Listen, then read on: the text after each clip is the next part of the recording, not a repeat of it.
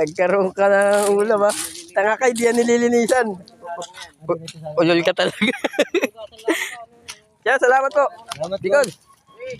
Anong luto mo sagap dito, boss? Tara na ako ng bahala diyan.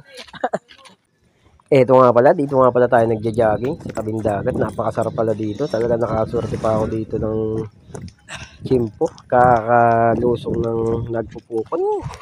Bali nakadali tayo dito ng pang-ulam. At syempre nag-selfie pa nga ako dito ng isa. Pak. O ayan, nagpitik muna tayo ng isa dyan. Pati, ano yan, tabi ng Bagaspas yan. Shoutout nga pala sa barangay natin dyan sa nagbigay ng masarap na ulam. Shoutout din sa'yo, Bicol. Yan o, dami o. Uy, Bicol, puti ikaw pala yan. Pang ulam. Baka plastic. Kuha ka na eh. Sako. Baka plastic ay. Doon.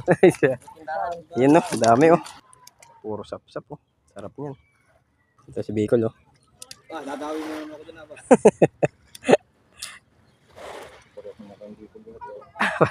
Bicol ay. Ito.